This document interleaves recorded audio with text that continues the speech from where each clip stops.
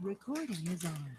Hello and welcome to the last VizDev meeting of 2020, Monday, December 28th. Welcome everyone. On the agenda we have new member introduction, which I have a few. We'll have Peppo present the latest particle development, design token, and potential collaboration with DXDAO. Matic will present for a bit. I think they're here as well. Yeah, Parnav, are you here? Yeah. And yeah, and then I want to have maybe like an open discussion of the future, or the biz dev efforts of DXDAO in 2021, collaboration, and I don't know, a thought about project incubation. So yeah, maybe we can start. I think we have a couple of new people. I can go. I'm new here. I'm Venki. I've been a product manager for the last 11 years, and I've built a couple of products in the last 3-4 years around the crypto, but nothing went too far ahead. I built a price action scanner, a companion app for BitMEX, and the latest one was forking Uniswap Info, and then trying to see if I can build a portfolio app, and then, bringing my price action scanner into this portfolio app. So this is something that I've been building, and then I saw DXDAO, and then working with Swapper and other products, and then I thought that maybe it is beneficial if I also join and see if I can contribute towards DXDAO. The last one, it's been 1 week since I've been involved, and I think I'm testing the Swapper releases.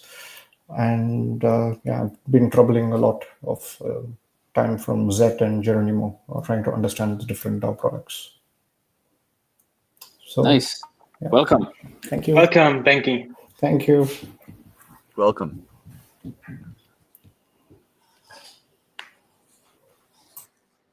Is Arjun new?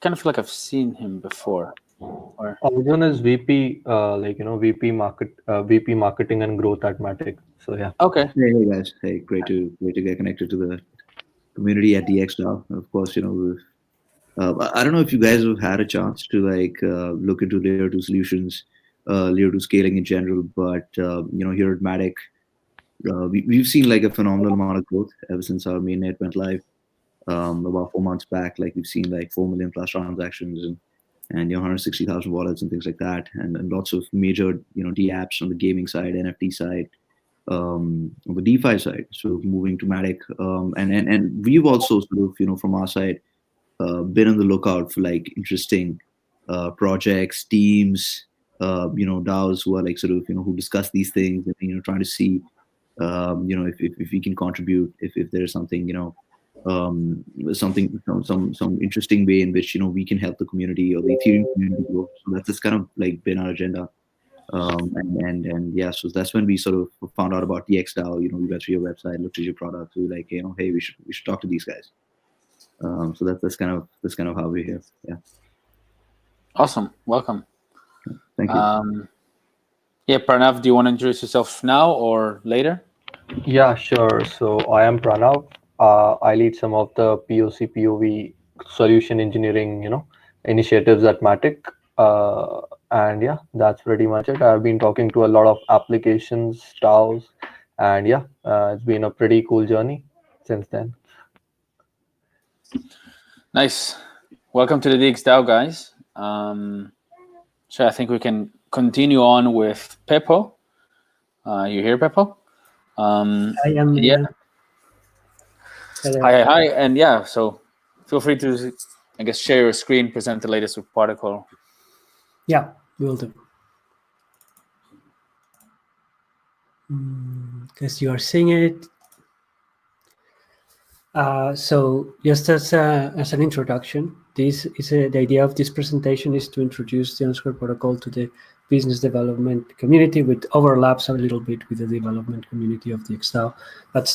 But because of this, I will go through some initial stuff that some of you might already know. And the idea is to introduce the project and explain what it is about. So there is this page, which I will share with you later. You can go over it. I will not have enough time to cover all of it here, so I will go through the most important aspects of it. First, a little bit about the Underscore protocol, what it is about, and within it about myself. I'm a full stack and Web3 developer, and I've been working for 2 years on the Underscore protocol, which is itself a pivot of a previous startup, which was related to DAOs. It was about open and distributed collaboration, and is the result of a few iterations towards distributed coordination that drive us towards content management and not so much around tokens and voting, which was the original focus for us. And so as part of this work, we focused on content management, and we started working on how to bring the concept of Git into content management so that people can have different perspectives over content. And this is the basic idea behind the Underscore protocol. The Underscore protocol is technology that lets applications work with content that can be forked on other applications, and it is compatible with Web 2 and Web 3 technologies. And for the Web 3 technologies, one of these is Ethereum. You can have content that is owned and governed by a DAO. And by content, I'm talking about something like this Notion space, text, images, and that kind of thing. We are now focused on working on our own front-end application. We keep it separate from the protocol. That's called intercreativity. It's like a Notion-like application. And yes, I won't go into further technical details. I did want to mention about the team because this is very important. Like 6 months ago, it was mostly myself and one developer that was helping me.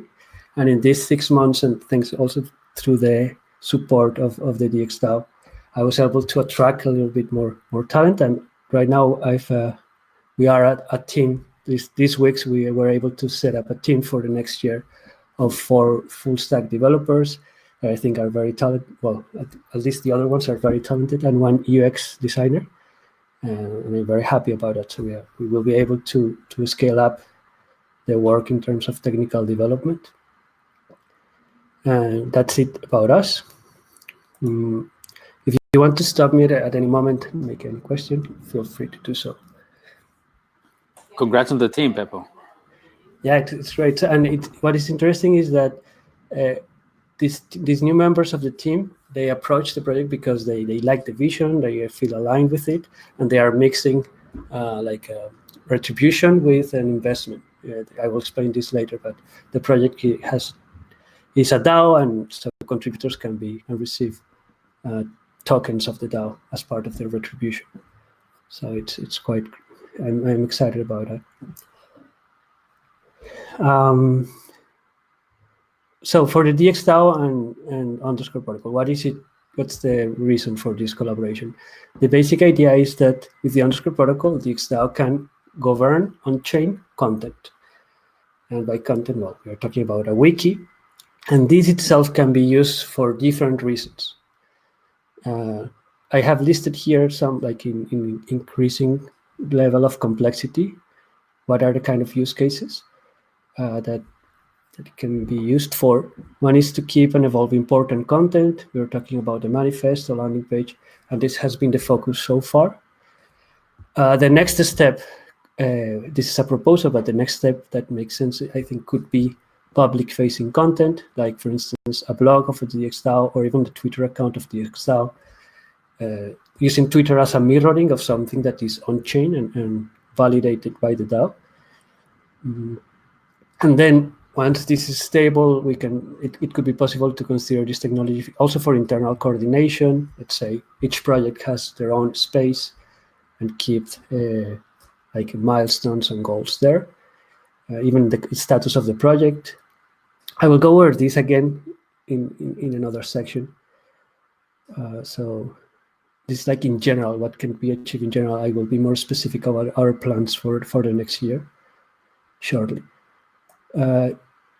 Another complication would be to modify the content management application to handle new types of content that are specifically built for the needs of the DXDAO. This I've been mentioning it before. You could think of a budgeting application to compare different budgets and make proposal changes to a given budget, like forward thinking expenditure and income plan. And in the long term, this is really long term, maybe next year, like 2022, like next year, start thinking about if the underscore protocol start covering other applications that are already being used, like Web2 applications like the forum or stuff like that, so that everything is compatible with each other. So this is really long term. So this is the stuff that could be done if the DAO can govern content on chain, starting from simple to complex. And this is the stuff that we made last year, thanks to the in part to the help we received from the DXDAO. We received a total of $7.5K in ETH. And as a result, we were able to experiment and deploy a prototype of an RBDB service provider for the underscore protocol, so that content doesn't live on a web server, it lives on a decentralized network. And so that the DAO governed content exclusively depending on decentralized technologies. And we have the proof of concept. This is like a screenshot of it. It's integrated inside of Alchemy, but it still needs some work to be to work at a larger scale. And it also will need some work to be connected to the current DXDAO on XDAI because of the version of Alchemy we used. So this is what we did this year, and what would be our plans for 2021 with DXDAO. Well, we will initially start with having this wiki available for the DXDAO on XDAI, in XDAI chain, and really use it to host important content like the manifesto, content from the landing page, eventually the retribution, the worker compensation guidelines. And that would be the first 2 months of the year at most. And the next step will be to work on finishing the RBDB infrastructure, making sure it scales, so that we can offer this service of DAO governed content to other DAOs from the DAO Stack ecosystem, not only the DXDAO. The next step that could be possible would be then to work on the read-friendly version of the content. So you see the wiki is like a content management system, and then there is a front end, like the application that represents the DAO blogging, the DAO blog. That is where other people go and read content released by the DAO. And that would be the third step on this first part of the year. Maybe by mid-year we should be able to reach this stage. And then the second part of the year, we would try to make the DAO internally use the underscore protocol to coordinate. And one step there would be to connect it to ERC20 guilds, which I think is the plan in terms of internal organization of the DAO, so that each ERC20 guild owns and governs its own portion of the wiki. And they use this as a way of communicating among them.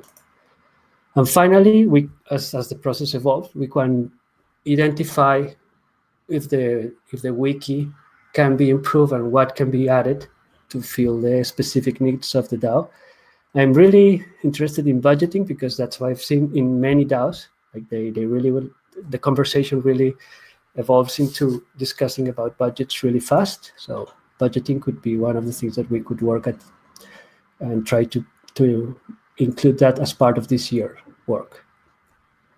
So this is like the plan, and this is an example of how the wiki can be used to feed the content of this, in this case, a news outlet that represents the blog of the DAO. Then I will go relatively fast over the last elements, just not to include too much of your time. We have an internal agenda too. We are working on for us, this means DAO governed content, but we also want to have individually governed content. And so we are working on an application where users can hold Underscore protocol content on their own private spaces. And this will be available also for DAO members. So you can take content from the DAO wiki and organize it on your own space the way you want. So you can move a page, reference a page from the wiki, the DAO wiki inside your own space. And we have been working on the wireframes of this application for some months now, and on the development also. The development is also advancing in terms of the infrastructure. And this is the other stuff we are focused in. So besides Ethereum development, this application for personal content management. And in terms of business model, our plan is to include fees on the update of content on chain. This is ready and implemented. We also have a prototype of a name service similar to ENS, but it is optimized for the Underscore protocol, which needs special routing, and this is the thing about multiple branches of the same object. And it uses a Harburger tax scheme. There is a prototype already. Another option, which we haven't prototyped, but is interesting to consider, is the NFT. Consider content as an NFT. So a blogger can sell collectibles, his content as a collectible. Sorry about that notification. And eventually we could also consider licensing. So we are a registered company. We own the intellectual property is owned by a company, and we could be selling license of professional front-end modules, so other applications can reuse our technology. And then this is where the Underscore protocol token enters. The Underscore protocol is a token that is used to pay for any of the services mentioned above.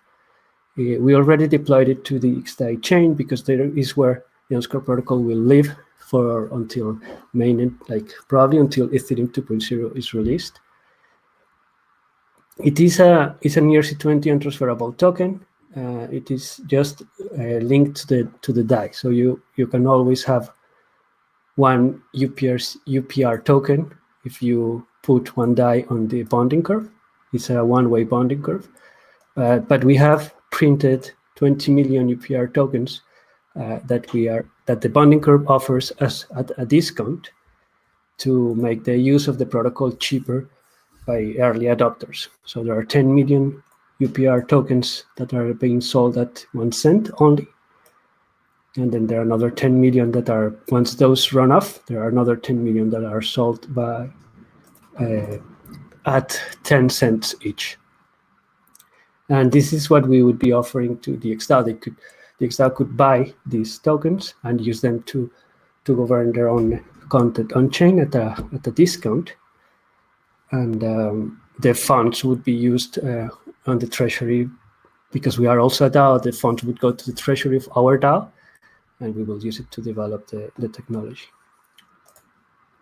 Just finally, the Underscore protocol organization is itself a DAO, but we also have a legal entity registered on Vermont. This was registered last month. There are 2 legal entities that are legally connected to the DAOs on-chain, so the governance happens on-chain. And one is the executive DAO, made by the founders and the investors. And then there is another, which is the community DAO, that is made by the community, extended community.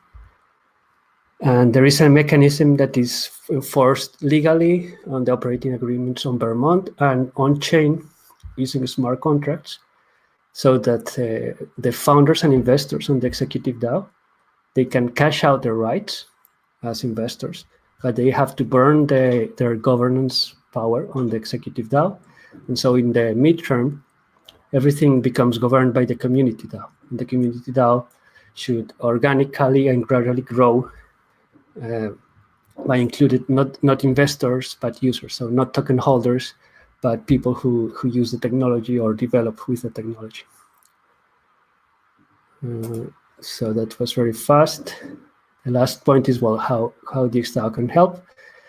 I think I mean, with the team that we have now and the vision, that the experience we had this year, the idea would be to make like a scale up the effort so that we can achieve more and work more under a more stable environment. So I'm making a 12-month plan, and I am asking to the DXDAO for a total of 100K DAI to be split during the whole year to keep this work as part of our priority and make sure we deliver on it.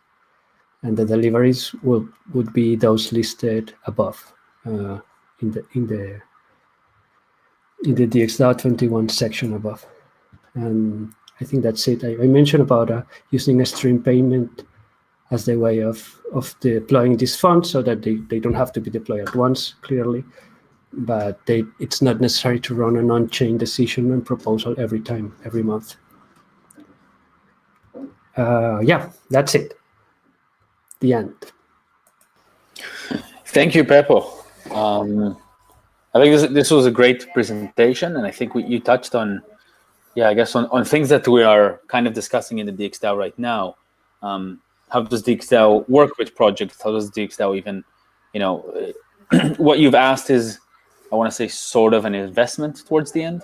And this is something that we're discussing internally on, I think, how to do. So I think actually after the Matic presentation, we'll actually speak about this. But before we move on, I guess some people want to make some comments. Yeah, I just had a comment. I mean, I actually really thanks for the presentation, Pepo, and I really like what you've created as a method for DXDAO to fulfill like the needs and goals of the protocol. And obviously we need to look more into the details of the structure and everything you set up, but the idea of that token and DXDAO having the ability to like buy that, to do this investment through that token, which then is the utility token to use to be the early adopter and help grow and use the actual system. Like that is exactly what DXDAO, what it needs to be in existence, I think, for DXDAO to do these types of partnerships and investments in a clean way. So that's super cool how you have laid that out, and I'm looking forward to like learning exactly more about it. Right. Yes, the token is already deployed, and I implemented this simple stepwise bonding curve that has these three prices. And I prefer that compared to a linear bonding curve, just to reduce the cognitive effort that you need to do to price a token. So you know at the end it will be one DAI, one token. And so it's just a bootstrapping solution. Yeah. And I guess a further question would be, how many tokens do you need? Is the world going to need to be able to use this protocol and this product? Like, what are the cost ranges, or that's undetermined at this point? Yeah, so it's a native token, but it is like a credit. It's not. I mean, there's no crypto economics behind the token. It's just that our UI will require you to pay fees, and all the tools that we built will use the smart contracts that have these fees to update content and to register names. And so every time you want to do something with the Unsquare protocol on-chain infrastructure, you have to buy UPR tokens. And then you know that they will always cost $1, one DAI, one token at some point, except for the initial tokens that are offered as a discount. And then if you want to buy the first bunch of discount tokens, that will be $100,000. So what we are looking to raise from DXDAO, and the second batch of tokens would be another $1 million, because there are 10 millions at 10 cents each. It will cost $1 million to buy the second batch of tokens, and once those are gone, then there are no other tokens at the discount. They just become $1, one DAI, one token. It's like a capped bonding curve. Great presentation, Peppo. So to understand that kind of like the token there, the idea would be to use it to kind of bootstrap funding at the beginning, but there would not be like any speculative or investment upside for the token in the long run because it would be fixed to a dollar, right? It couldn't go above a dollar. I think, yeah, it's an equilibrium between the two. So you have the initial incentives in place, and then in the long term, you cap the speculation. It's like fundraising. You don't raise infinite funds. You just raise what you really need, and so we decided to limit it to what we really need. Well, if DXDAO owned these tokens at 1 cent, when this thing is up live and being used, and people have to buy a token for $1, DXDAO could sell tokens at 99 cents and have a 99x return, theoretically. Yeah. So after we publish this as a utility token, you might understand that. But yeah, it's a transferable ERC20 token that can go. You can do what you can build. You can move it onto Swapper or sell it at a given price. You can do whatever you want with it. Yeah.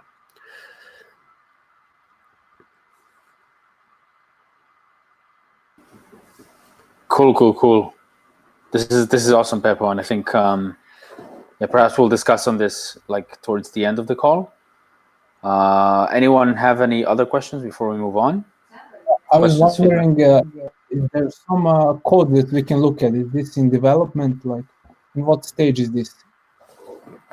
Yeah, no, we have been developing this for 2 years now. So we work on the underlying core libraries last year and this year on the front end. There is a demos page I will share with you on the BizDev channel. And I think that's one way of approaching the demo. And I will also share our GitHub so you can explore also that. Okay. Thank you. Yeah, I just want to say that was a great presentation, and I think this is the content management space is a big thing that DXDAO needs to think about how we're in, and it was very helpful to hear your presentation, and because you're so intimate with some of the existing processes and things that we're thinking about. So I think it would be potentially helpful to build with protocol because of the existing familiarity. Great. Awesome. Thanks, Peppo. And yeah, I guess we'll continue discussing this later, and probably on a DAO Talk thread.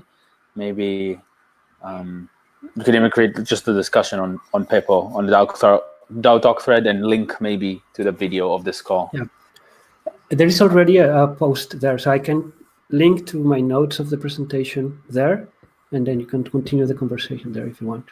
Yeah, sounds good. Okay, great, guys. Thanks. Awesome. Thank you.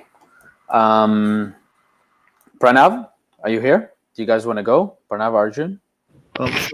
Sure. Yeah. Just figure out how I can hear this.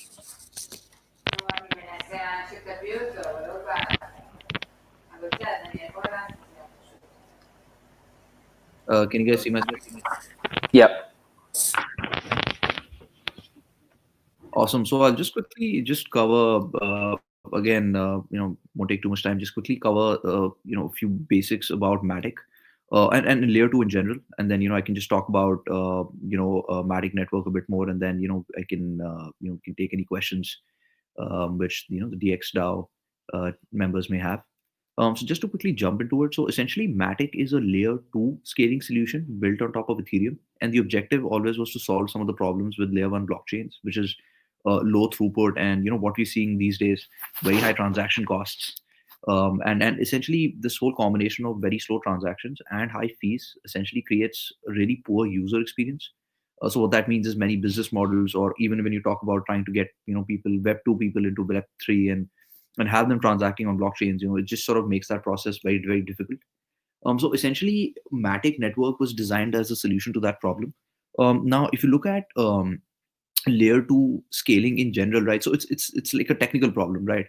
So and there are many solutions to sort of solving for scalability on Ethereum, and what our solution has been is a hybrid sort of a POS plasma sidechain.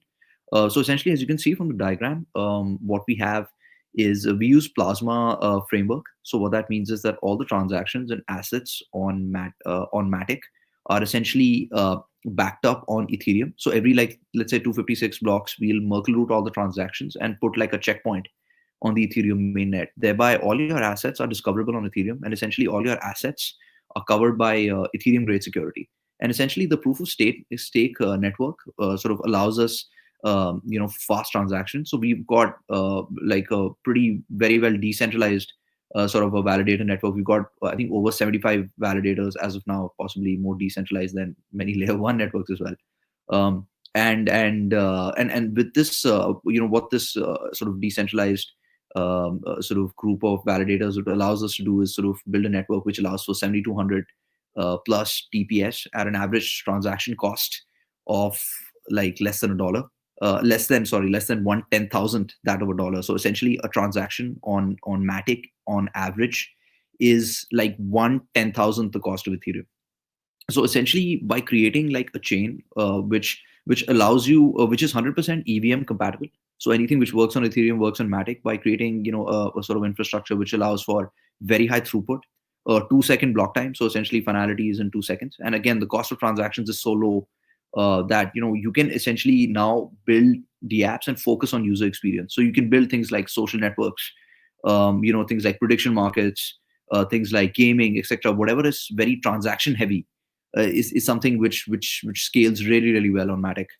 And what this has meant is essentially, we've got we're doing a huge number of transactions on a daily basis. We've got 160,000 plus unique wallets, 4 million transactions since launch, 50 plus D apps are deployed already. Pretty much every major gaming NFT DeFi platform is building on Matic, and our network just keeps growing. Again, just to cover some of the stuff on the DeFi side and just some of the examples. So we've had like a lot of DEXs, a lot of solutions like EasyFi, which is something like a compound fork, scaling really well on Matic. EasyFi got listed on Binance as well. Same with Oro Pocket. QuickSwap is like a Uniswap V2 clone on Matic. We've got MahaDAO, PlotX, JellySwap, and a whole bunch of different sort of DeFi applications deploying on Matic. Also, stable coins are native on Matic, so you can use Matic tokens, but you can also sort of fiat on ramp USDT, DAI, or USDC on Matic, and you can directly fiat on ramp using Transact. And ramp.com will also be live very soon, and you can use these stable coins in your applications. And again, like I said, anything which is transaction heavy. So on the gaming and NFT side, every major game out there is either deployed on Matic or deploying on Matic. Games like Neon District, Zedrun, Decentraland, Decentral Games, Somnium Space, Mega Cryptopolis, Block Lords, like SportX again is on sports betting, Eternal, like every major like game you can think of, including esports like Intergalactic Gaming is on Matic. Also, like very interesting games which have come through our own accelerator, like Flower Patch, scaled really quickly. Polymarket again. Marble Guards did 10,000 NFTs in like literally the first half an hour of its existence. Terra Virtua. So again, and of course, pretty diverse ecosystem with, social networks like Sapien deploying on Matic, ticketing solutions, EPNS, Ethereum push notifications deploying on Matic in possibly another couple of months. Creole does carbon credits trading through, by deploying carbon credits on the Matic sidechain as tokens, and then sort of trade those across organizations. And of course, countless other applications, even on the enterprise side, sort of moving, sort of building on Matic. And again, just to quickly cover some of the other salient points about Matic is that we are essentially a shadow of Ethereum, like you've seen. All transactions on Matic are sort of are checkpointed on Ethereum, and at the same time we are EVM compatible. So anything which works on Ethereum works on Matic. So that would mean all your developer tools as well. So essentially, if you're an Ethereum developer, you kind of automatically a Matic developer. You would have to just change your RPC URL and possibly a few lines of code to get any Ethereum contract working on Matic. Again, if you use a D app, getting your tokens mapped, function set up, it's really easy. And like I said, all you need to do is just change the Web3 URL. again, easy to move assets. So we have full layer 2, layer 1 sort of compatibility. So you can freely move assets from Ethereum to Matic or Matic to Ethereum in less than 30 minutes. And all your dev tooling, which is there on Ethereum, works seamlessly on Matic. So all your popular wallets, your oracles, even the newer ones like API 3 and sort of DR data, etc., all of them are also integrated on Matic. Meta transactions, so for example, using Biconomy or gas station network, works out of the box. So anything, again, if you've done deployment on Ethereum, then deploying on Matic is super easy. And again, we've got very comprehensive documentation. So if you have any questions, more or less, we've got lots of examples we've covered as well. And again, with respect to partner campaigns, so at Matic we provide like 100% sort of marketing, sort of marketing support to any DApp which is deploying on Matic. So, if, for example, if you're a DApp and you're on the Matic mainnet, any announcements you want to do, anything you want to do with respect to PR, you can, you want to connect with influencers, things like that. Anything you want to do, our marketing team will help you make those announcements. We'll sort of, share those announcements across our entire community, so our 68,000 strong Twitter channel, our Discord channel, our Telegram channel, Reddit, like wherever we're present, we'll, share your announcements, help you get support for grants, things like that. Also, we've got several developer support programs. So, for example, there's our Accelerator, our Build and Earn program, which we're doing along with Gitcoin. We're putting together, a lot of other programs for DeFi as well, for bug bounties, things like that. So again, if you are developing, anything on Matic, and if you have any specific sort of requirements with respect to connecting to teams in the ecosystem, or any questions on the technology side, or if you're looking for any specific kind of grants, we can customize that. And again, what you also get along with the marketing side is tech support. So if you're deploying on Matic, our technical sort of solutions team, Pranav leads that team. Any questions you have before deploying, while deploying, after deploying, you can ask us, and and we'll be very responsive. Like, we typically set up just a Telegram group with the team to communicate. And yeah, so that's kind of just a quick brief about Matic. And again, our kind of objective is to help grow the Ethereum community, to sort of get sort of more and more people from the Web 2 world, people who used to sort of an experience like let's say using Uber or using let's say Netflix. They should be able to get the same kind of performance or experience on blockchain. Otherwise, the adoption will simply not come. And our objective is to sort of build that bridge so that lots and lots of people from the Web 2 world try Web 3 apps, either through gaming or through DeFi, and sort of get into blockchain. So yeah, so that's just a quick brief about Matic. If you have any questions, just feel free to ask, and yeah, and we'd be happy to take any questions. And again, our just ask from the DXDAO would be that if you guys would be open to let's say supporting projects who are deploying on Matic or some things like that. So if you have any questions, yeah, I'll be happy to take them.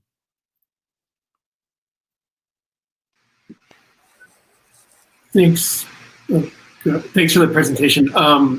One big thing I'm just trying to wrap my head around is kind of like the security model relevant to like Ethereum and L1, and just like how to kind of think about that. Like, I guess I'm a little bit unclear. Like, I think I have a good idea on how like the rollups are, planning to work in terms of you could exit the chain, right, without having to rely on the security of the L2, like you as the user have the power to withdraw. Absolutely. And then like XDAI is like a POS sidechain where you don't have that ability, right? You're kind of like inheriting, it's like a new security system, and you're relying on the validators of XDAI to secure your funds, and it's not really like ultimately up to you whether you'll be able to withdraw. So like, I'm a little confused. At the beginning, you presented it as this sort of like hybrid plasma POS system. So maybe you could speak a little more like specifically to, like if I'm a user and I put my funds on the Matic, what kind of guarantees do I have from a security perspective? Sure, perfect. So let me cover that. So the security on on Matic essentially comes from like two aspects, right? So one is our very highly decentralized network. So we've got like 75 plus validators, spread across the globe, and the number of validators is going to increase. We probably see 100 validators by possibly mid of Jan. And what this decentralized, highly decentralized network means that the assets are pretty secure. So every sort of all transactions have been signed off by the validators, and at the same time, the other security comes from sort of checkpointing these transactions on the Ethereum mainnet, right? So every, like, let's say 256 odd blocks, we'll Merkle root the transactions, and then we'll put a checkpoint on the Ethereum main chain. And so what that essentially means is that every transaction or every asset which is on Matic can be discovered on Ethereum. So all your assets are safe that way. Like, the problem with other typical side chains or even like Extra is that you're pretty much at the mercy of their validators. And again, with Extra, it's more like proof of authority because they have selected the validators. It's not truly decentralized. And there are obviously use problems there. But with enough decentralization, and again, like I said, the checkpointing system which we have, so we are sort of like I said, like Ethereum on top of Ethereum versus like a true side chain where you would have to trust sort of the people who run the side chains with all your assets. Like with us, you're actually trusting Ethereum. So that's kind of what we want to do with our infrastructure. Right. Also, just to add up on that part, how the Plasma framework works is that if you believe that there is some claim that something has been going wrong on the Matic networks, since every transaction is Merkle rooted and checkpointed to the Ethereum networks, you can put a claim on the Ethereum networks itself that this is particular thing which is having some issues, and if you win the claim, then there are some slashing and related things. So as long as the Ethereum network is working, Matic is secure. So that's how it works in the Plasma framework. So that's why it is that level of security. So there is like an exit mechanism. Can you talk a little bit more about how that works? Like how we can... Sure. So let's say so let's say there are some. So first of all, to do this exit mechanism, let's say you want your assets to be ported from the Matic networks to the Ethereum networks. So how will that work? Is that first of all you will burn the assets on the Matic networks, right? And wait for the checkpointing to happen. That is after every 15 minutes the checkpointing happens. Once the checkpointing happens, you just have to submit the proof of hash on the Ethereum networks. Right, and once you have submitted that, it is approved, and you are able to exit. So that's how it works. So yeah, it's highly scalable, decentralized, and fairly fairly vibrant. So yeah. Yeah, and we're also working on other options as well. So we're working along with the Connect and the Biconomy team on fast exits. So if you have, like, let's say assets, if you have liquidity, let's say on layer 2, like on Matic, you'd be able to like exit to like layer 1 in like less than in probably 7 to 8 minutes. So yeah. we should, like, that's kind of already like implemented with one of the DApps on Matic. We like sort of testing it, so I think it should be out like fairly soon. Yeah. Right. You guys might have heard about Poly markets, right? Which did a good amount, let's say 10 million sort of transaction when US elections were going on. They are currently in contact. They are deployed on the Matic networks, and they are working with the Connects team to do this particular fast exit thing. Like currently on Plasma, it takes about 7 days for exit to happen. For POS, it takes 15 to 30 minutes for that thing to happen. To make this in a decentralized way, Connects is working with Matic and Poly markets to have this fast exit happening in very less amount of time. Right, and just to set the context, so Poly market was like a prediction market which launched in Matic 2 months ago. They just recently, I think last week, crossed $40 million dollars in terms of the predictions result.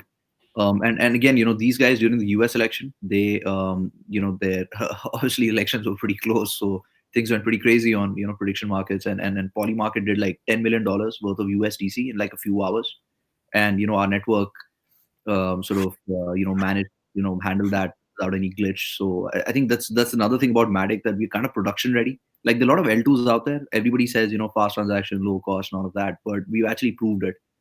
And we've sort of been like battle tested as it were on during some of those crazy times. Yeah. Hey, Arjun, you mentioned in your slides, like, obviously, okay, you mentioned Poly market, but then most of the other deployers, like the apps and things, were like games, which often have lower value. How come there hasn't been like a major DeFi protocol who has like deployed on Matic versus like they all like kind of sound like they're waiting around for like what they call like, well, the roll up L2s, which some people call like real L2s. I understand how you guys are more of an L2 than like XDAI, but you're maybe not as much of an L2 as Optimism or something, right? There's like a little bit in between. But how come like no big DeFi protocol has deployed in onto like that platform? Definitely, great question, and definitely, you already touched upon some of the more interesting aspects about that conversation with like with the optimistic roll up. So essentially, the problem here is this, right? So any layer two, right? Any layer two, essentially, the strength, like in terms of if I were to just look at let's say a network strength in terms of the liquidity, it has every layer two or a proof of stake network essentially is slave to the amount of liquidity already locked in there. So for example, if your proof of stake network has let's say it has 100 million locked, right, and 100 million has been staked by the validators. Now if the liquidity in that network, let's say, goes to 500 million, right, then there is incentive for the validators to go rogue, right? And this was like a huge problem with L2, and essentially rollups is sort of a way of solving for that. Right, exactly like you said. So rollups, essentially what happens is that the call data and the verification essentially happens on layer one. So while the transaction, so the data layer can be layer two, but the verification has to happen along with the call data, which has to be sent to layer one. And that is essentially how optimistic rollup works. So what optimistic rollups does is takes this liquidity out of the equation. So if on layer two you can have $1 billion worth of liquidity, but as long as you can verify and you have the call data on layer one, then then the network will not break. And this is one of the reasons why no very like let's say like any sort of major DeFi application which has let's say $1 billion worth of liquidity has moved to any layer two network. Now here there are some solutions out there. So Optimism sort of came out, which Vitalik tweeted about, and sort of so that sort of had people thinking about, okay, this is another interesting way of solving it. So we've created a roadmap for ourselves as well. So we looked at all the different optimistic rollup solutions out there, and we liked Arbitrum's solution the best.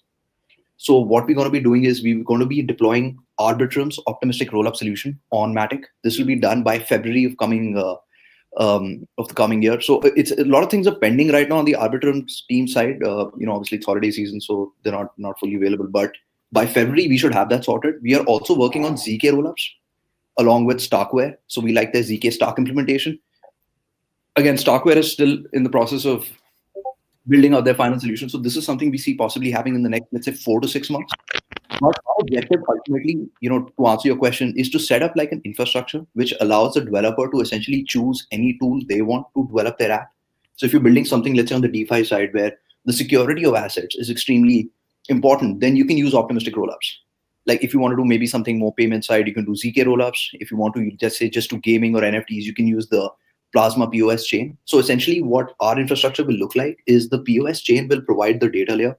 And as the POS chain becomes more and more decentralized, it becomes stronger. And at the same time, the optimistic rollups, ZK rollups, and all of this Plasma POS essentially comes onto the execution layer. So the data layer is the POS chain. Execution happens on optimistic, on the layer 2 side, on the OR side, on the ZK side, etc., depending on whatever you would like to choose. So I think once we have optimistic rollups implemented on Matic, we expect to see a huge amount of liquidity already coming into the network, simply because again transactions are so cheap, they're so fast. I mean, any DeFi sort of protocol would love that. And yeah, so we see that happening. So I think the main reason has been because security would come down to your ability to verify. The most secure chain is the layer 1 chain. So what by implementing optimistic rollup, we'll sort of solve for that. Yeah.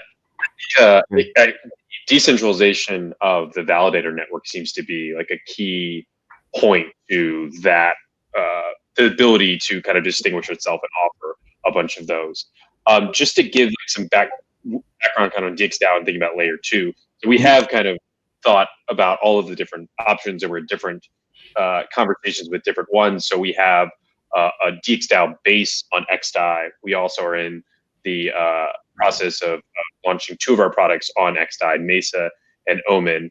Separately, Rails is a front-end payment app for Loopring. So we've kind of been following Loopring's development a little bit, and we have actually also been in conversation with the Arbitrum team. So I think that's an interesting one that you kind of said. I think the way that DXDAO looks at this is, I think that, it's like you said, it's a liquidity problem. It's also a coordination problem, because there's going to be all of these different options. How are things going to coordinate around those? I think DXDAO having liquidity, a treasury, having products, and also having like a governance system that can port to different ones. I think we're in a unique opportunity to be able to kind of play the landscape. I had two questions that were more kind of specific on what you guys asked. One is there a block explorer for Matic that we could check out? And then I guess second, specific to the Poly market, is the Gnosis conditional token framework deployed on Matic? And are they using, what's the AMM that they're using to process those transactions? So I think Polymarket, right? So Polymarket has their own AMM for that. That's kind of I don't think they're using any sort of external AMM. Pranav, can you confirm that?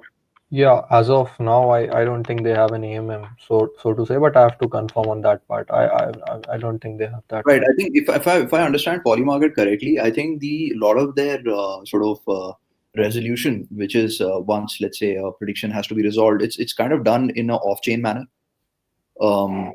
So that's kind of how this is. But we are working with Prosper, which I deployed on Binance Smart Chain, is also deploying on Matic for like a more on-chain, decentralized sort of way of managing prediction markets. Yeah, because obviously we have Omen, which is built on a Gnosis conditional framework, which I know Polymarket is. And so we've been very interested in how switching to layer 2. But for my understanding, probably wrapping the layer 1 token and then like transactions on Matic. I guess the key question I'm wondering is how they get the pricing information on that.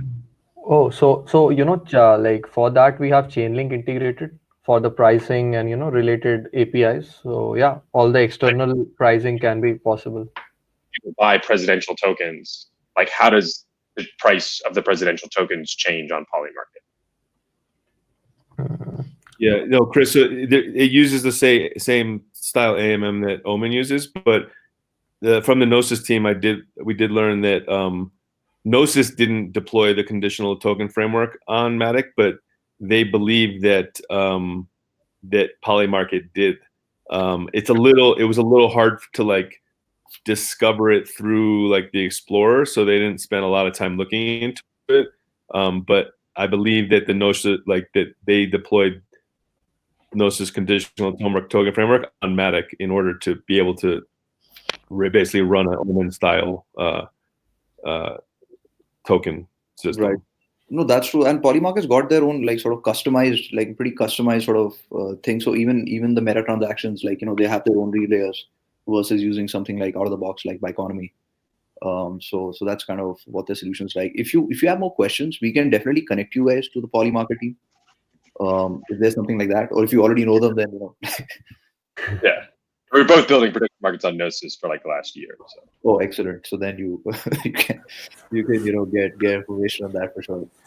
But again, like Polymarket, like great success on Matic, and I think it was one of those like the apps which helped us prove like how strong our network is, especially when things went nuts. So yeah, with predictions. Also, I would like to paste the link of our Explorer. I'm not able to find the chat over here, so yeah. Where to do that? I have a quick question. Do you have ENS support, or is there any talks with ENS, like to deploy their contracts on Matic? I'm not entirely sure how that even work, but yeah. Not to the best of. So when you say ENS, so this is naming service, yeah. Oh right, no, I don't think we've had them. Yeah, we don't have any of those contacts, but yeah, you can connect us, right? If that's something which is of interest to you guys, we can definitely sort of get in touch with you. Yeah, they are looking for scaling solutions as well, and yeah, updating any like a website costing like $3, $4, $5 kind of hurts them. So yeah. Oh, sure, definitely. If you know, if so, is there like a messaging sort of thing on this so I can Yeah, next to the share screen, you have like a chat okay. bubble. Oh man, right there, damn it. Right. So, if anybody wants to, yeah. So we posted our.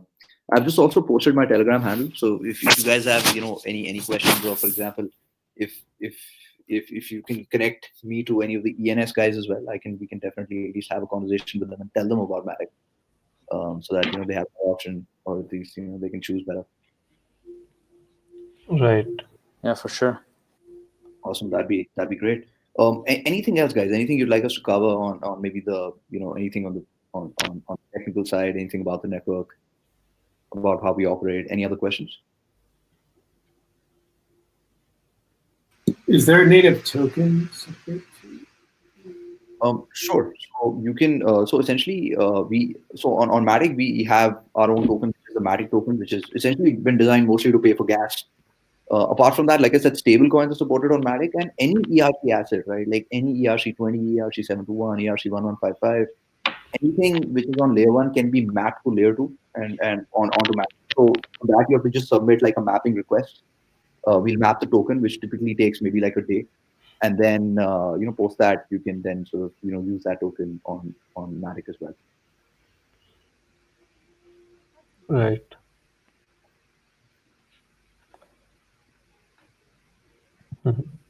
Great. So, here I had, a quick question, right? So, like you've spoken to many, like, L2 networks, and like you said, there are questions about decentralization, which I understand, because even BSC for that matter has just got like 20 validators, and their solution has been sort of slightly different, right? Where you have a less number of, maybe, I mean, for double quotes, like trusted validators, which then allows you to do things like exits, etc., right?